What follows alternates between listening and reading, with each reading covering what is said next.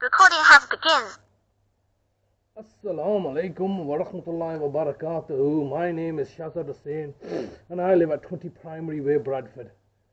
And today is 132 days since my brother Talib has been unlawfully kidnapped and abducted by the state since the 8th of August 2023 on trumped-up false allegations that I was neglecting him because because in reality I was looking to expose the fraud and corruption, lies and deceptions in the judiciary, and they panicked and looked to abduct my brother, and I've now been holding him hostage in custody for the last 132 days. And no doubt they're going to continue to hold him indefinitely because they've come into the house and stolen his passports, and they got really desperate to do this. But anyway, I'm just trying to survive, persevere under these, draconian and diabolical conditions that they left me in a legal vacuum, in a situation that's, clearly unprecedented, that's endangering both my life and my brother's life. They are inevitably going to murder him off after they've plundered all his finances.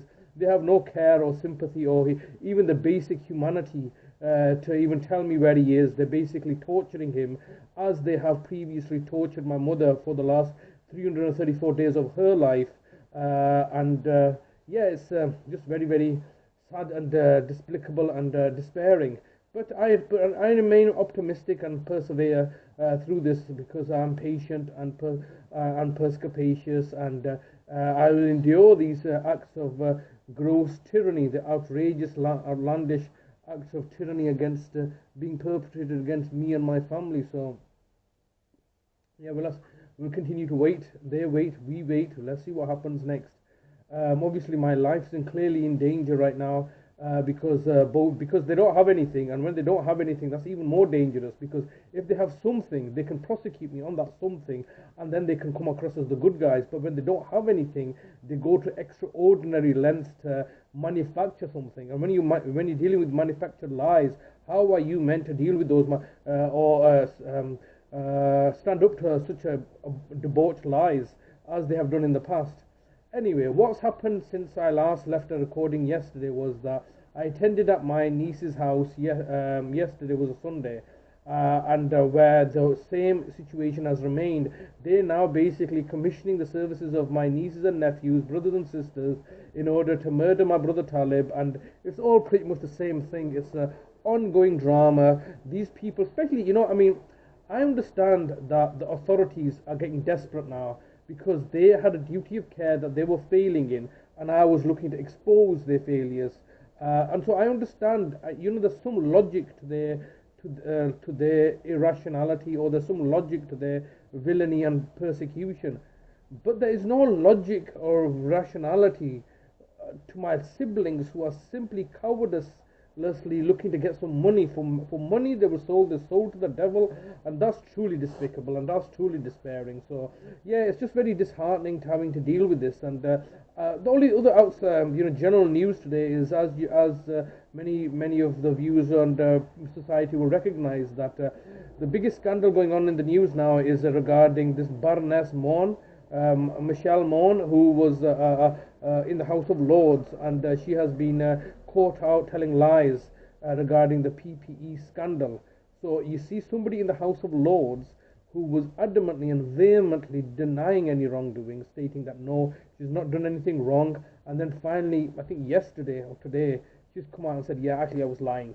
Yeah, I've basically looked to profit here, or to the tune of over £20 million from the PPE scandal that she had vehemently pushed through to get procurement of such contracts. So you can see that she has benefited. The reason I raise that is because if a baroness in the House of Lords can't blatantly lie and look to get away with it and financially profiteer, why would it be the case that judges would be immune from lying? Was it not the case that even the Prime Minister, Boris Johnson, got caught out lying? The House of Lords, Baroness Mon has got caught out. No, she not even got caught out. She just plainly admitted, yeah, I was lying. So she's got told lies and acted villainously. But judges by the very definition of being judges, are immune from lying or immune from villainy.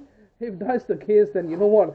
Somebody should make every single person in this population a judge, and therefore that in itself is an act that recuses everybody of any kind of wrongdoing or villainousness. My argument is essentially this, that the local authority are buying off the judges in order to achieve their objective, in order to vilify and persecute us. They're not only buying off the judges, the courts and tribunal services, but in my brother's case, they bought off the police services. But most importantly, they're buying off all my siblings and nieces and nephews in order to maintain an ever difficult situation of a narrative that best serves their interests, to vilify me and make me the easy scapegoat for all this systemic failure. So, here we are now, 132 days later. My brother's been kidnapped. Everybody's turned against me. Everybody's basically made me a social pariah for telling the truth. While at the same time, all these people are colluding and conspiring in order to maintain a narrative that's becoming ever more increasingly difficult to maintain. That the local authority have not acted villainously and recruited my siblings. This is above and beyond what their powers are. They're going above and beyond to target and victimize me and persecute and hound me and my brother after having murdered my mother recently, and previously murdered my older brother in September 2014. They've got the housing association in their pockets, the police in their pockets, the courts and judges in their pockets, and yet still they're struggling to achieve a villainous outcome that they are so desperately trying to achieve now, and are causing us human suffering and denying us any access to any basic rights or liberties or protection in law. They're basically looking to forcibly shut me up because of the fact that I'm looking to expose systemic and endemic corruption in adult social care services. So here we are, 132 days later. My brother's going to die. I mean, I must look to come to terms and accept the fact that I'm never going to see my brother again. He's just going to end up dying in their care, and they're going to make up one excuse after the next, and but it becomes more difficult. I mean, anybody, when you meet somebody new, you give them a level of trust. Like this baroness, we trusted her. She was, a baroness, House of Lords, and you give people the benefit of the doubt. So you have to, otherwise you can't be too suspicious about everybody. You give people the benefit of the doubt, and they tell one lie, and you give that lie a benefit of the doubt, and they tell another lie, and you give them a benefit of the doubt again. But it comes to a situation where eventually, the lies contradict each other, and that's where they get caught out. Now, there's a clear narrative here that every single time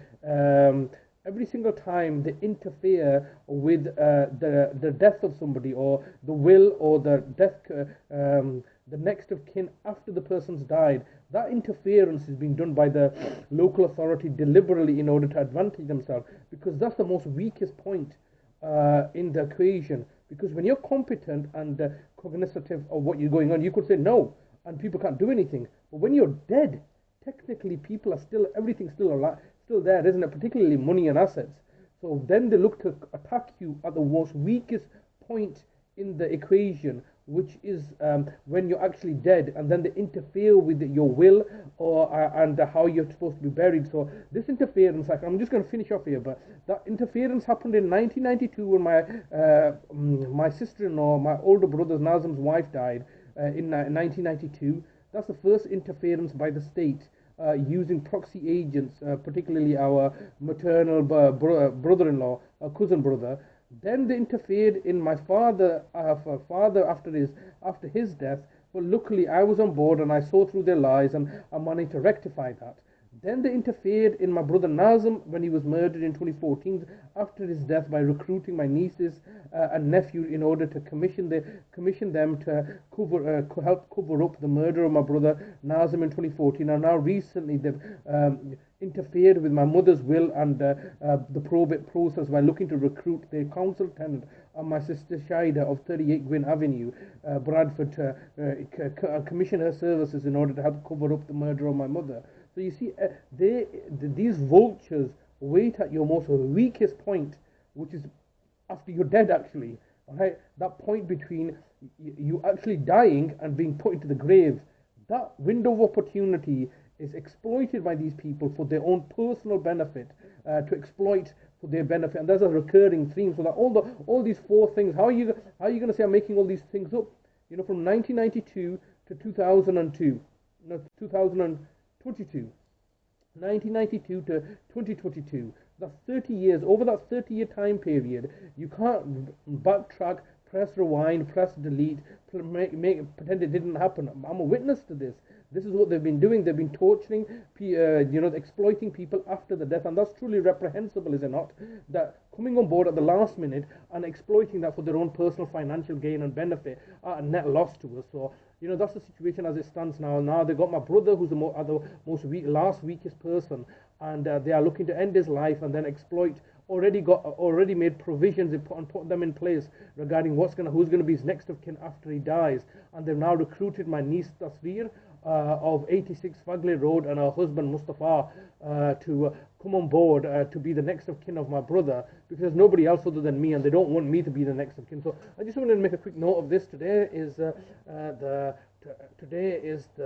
18th of December 2023, and I'm not suicidal. I'll never kill myself, and any harm comes to me is as a direct result of the Bradford Council looking to cover up failures in adult social care and looking to find ways and means to silence me, maybe indefinitely, so that they can continue the lies and deception on the public purse, which they have been mismanaging and plundering in order to maintain the narrative that they're doing all they're supposed to be doing, when the reality is that they're all lying, cheating crooks. So we'll leave it there. Allah Hafiz.